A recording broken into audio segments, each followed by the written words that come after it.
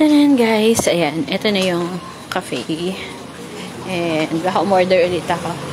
Pero para akong nalilito. Ayan. Meron din dun sa loob. Nahiya ako mag-ano.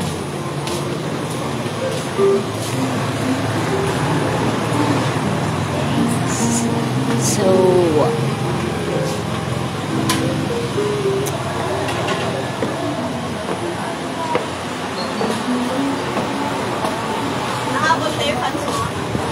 punta daw. Maka-fans naman. Kasi lahat ng damit ko yung madaling kopiin. Nakabalik na ako. So, si Juliet Malialtre. Nahintayin ko. So, ayan. Naantok na ako actually. Naantok na ako. Nararamdaman ko yung pagod. For the past few weeks, months, nag-build up talaga siya. Sobrang last wala pandemic pa ata itong stress na to. Sobra kasi naman wala naman talaga kaming bakasyon. At nasanay ako na every 6 months umaalis para mag-unwind. At wala akong ganong chance. Ito nakakaraan taon kasi puro lang talaga work. At sobrang stricto nga, diba? Dahil pandemic, hindi ako makagala. Ayan. Parang lagi. So, ayan, si tita, busy mag-wifi. Ayan. So, ayan, hintayin ko na lang kung may punta. Pero tomorrow naman, pwede niya rin akong makita. Ayan. Dahil nasa Baker's Hill ako ng morning. Sa hapon, siguro mag-rest kami ni tita na lang. Kasi nakakapagod din. Gusto ko na lang talaga matulog. Matulog. Kasi pagdating ng, actually kaninang morning na bumalik kami ako konti sa work. Kasi naghihintay yung mga pending works. Kawawa naman yung mga writer. Diba? Yan ang difference kapag writer ka, wala kang paproblemahin. Kundi siguro kung di ka magpapasa, wala kang sweldohin. Or may hinahabol ka mga events like book fair. Yan, maghahabol ka ng deadline. Pero pag editor ka, kailangan mong isipin, baka pag hindi ko to ginawa, wala sa sweldohin yung writer ko. Ayun. So pag ganun, kaya kailangan talagang mag-approve ako kahit nakabakasyon. Kawawa naman kasi. So ayun, baka to work na ako sa Thursday, kaya susulitin namin ang pahinga. Pero sobrang the best talaga yung Balabac. Sobrang kakaiba yung experience.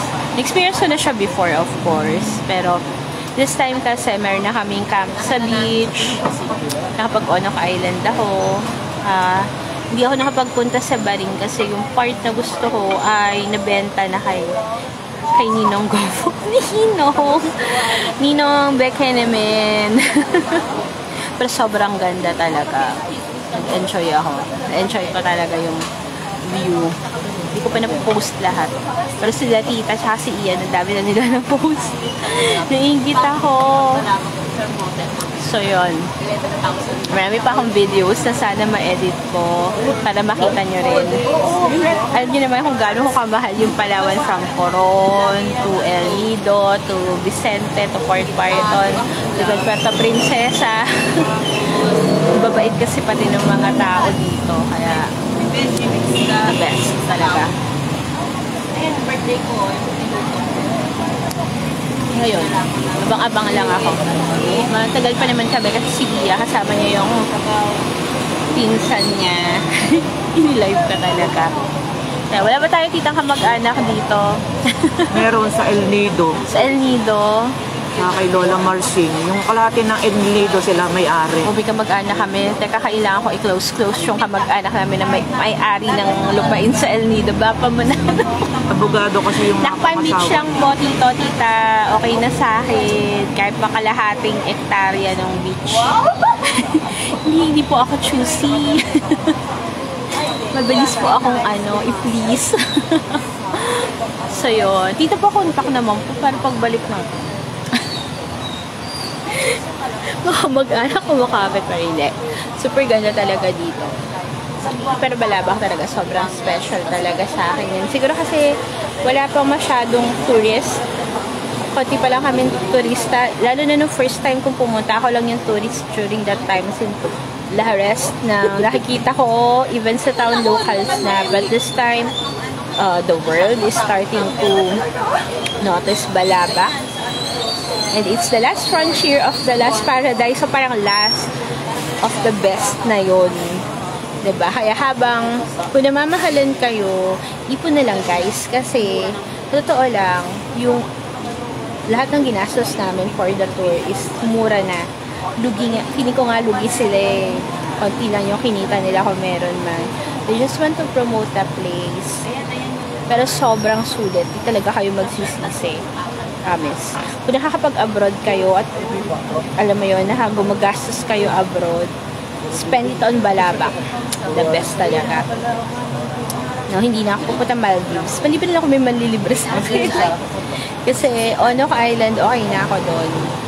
Kung white sand beaches lang naman, crystal clear, blue waters, panalo na yung Balabac. Of course, kasi matao na yung Coron at El Nido eh, kaya babalikan ko siguro pero hindi muna. Ngayon, pero Balabac talaga ang pinaka-favorite ko. So yun, may dalawa kayong option. Either you choose Camp Malaya na mas mura siya. Mas mura yung trip. Mas mura yung package. Or you can choose yung kay Cap Andong. Kasi ang gusto naman ko naman kay Cap Andong, kung gusto nyo na maraming matutunan from your guide, siya talaga yung pipiliin nyo, yung team niya. Although, marami pa dapat matutunan talaga yung ibang groups. Kasi si Cap Andong, siya yung una kong guide. Dami ko nakuha sa kanyang chika. Mas pricey yung kanya siguro ng konti. Pero, kung gusto nyo ng guide ni Jessica Soho, Nat Geo, Discovery Channel, ano pa ba? Mga ganon. Biyahe ni Drew, kay MJS yan. Siya ang guide nila. Na proven and tested ko na rin naman sila. Magaling talaga siyang buhay pa ako after nung maligalig na alon sa Merville, yung lighthouse, na tanong mo na yung Kota Kinabalu.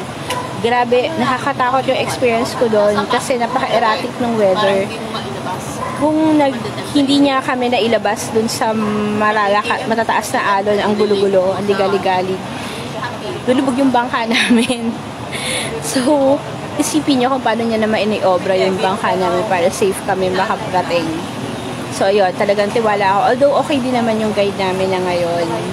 Sila Kuya Ronald at Sir Romel. Pero when it comes to experience, ayun, si Cap Andong talaga. Pero mas pricey siya, syempre. Kung kunyari, hindi naman kayo mag-Jessica Soho level, ganyan. Wala naman kayo masyadong tanong sa buhay. Gusto nyo lang mag-pictorial. Di doon kayo sa Kampalaya. Walang forever. Pero hindi, parehong maganda. Nasa inyo na lang kung saan nyo pipiliin nyo. Kunyari, gusto nyo makamura, doon kayo sa Kampalaya. Gusto nyo maraming matutunan, doon kayo kay Cap Andong. So, yun. Pero parehong magagaling, parehong may definite, parehong masaya yung experience namin. Kaya, okay na okay siya pareho. Ang dami pa namin hindi napuntahan. Kay Isabel Frost, kumusta? Huwag ka na malungkot. Dalawa tayong hindi nakapag-MIDF. Okay. Kaya yun. Hello kay Janet Sinampan. Ayan si Tita Luso. Namiss mo na. And then si Janet, Tita. Janet. Hello ka lang. Hello, Janet! Hi, Janet! Kaya, hindi ka sumama eh. Hello. Ayan. Ayan, Janet, next time daw. Ayan, hello daw. Janet! Kuha mo na yung perlas mo. Miss ka na raw ni Janet. Miss na din kita. Ayan. So, ako, di mo ako namimiss. Di mo ba ako namimiss? Ayun. So, kung gusto niyo ng tambayan, balik tayo dito sa Cafe Hardinera. Ayan. Plantita level sa'yo kung gusto niyo ng ganon. Yeah, there's always next year for MIBF. Kaya okay lang yan. At saka ang gastos ko sa MIBF, promise talaga, si Sonia, naluloko sa akin, naghahakot ako ng libro. Alam niya ng mga taga-Phoenix. Kahon-kahon yung libro na dinadeliver nila sa bahay. Kaya yun.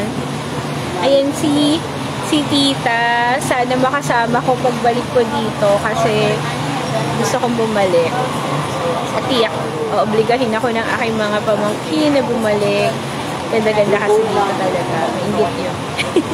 Kaya kailangan namin makabenta ng ukay-ukay at libro. Guys, pa-support po. Pagbalik ko, bukas tindahan ulit kami. Nakontrak yata kailangan sa MIBF.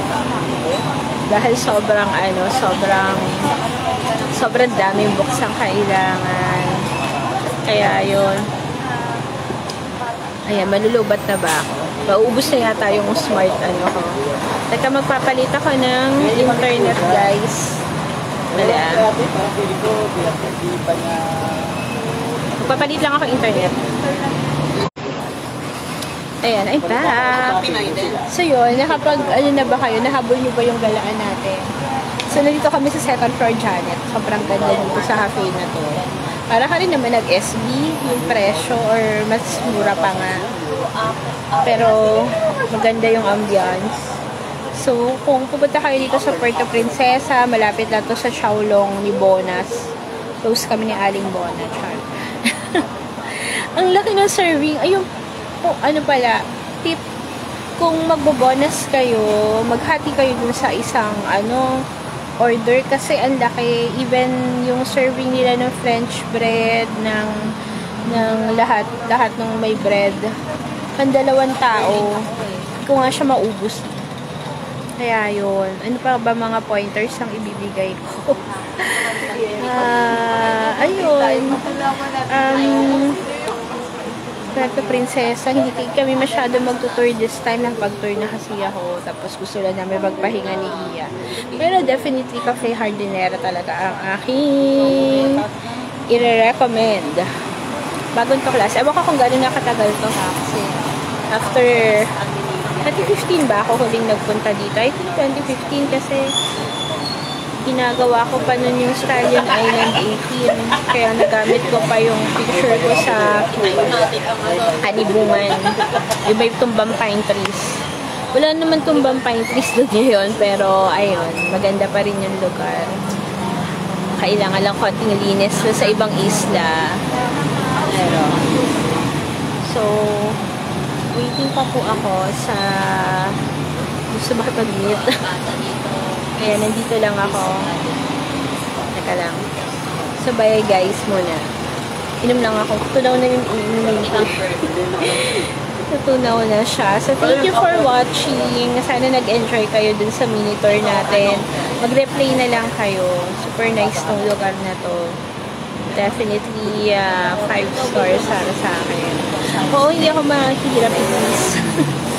Tsaka very reasonable yung price nila. Maganda yung ambience. Very pang tita. Plantita. So, yun. Sa mga friends ko dyan na plantita.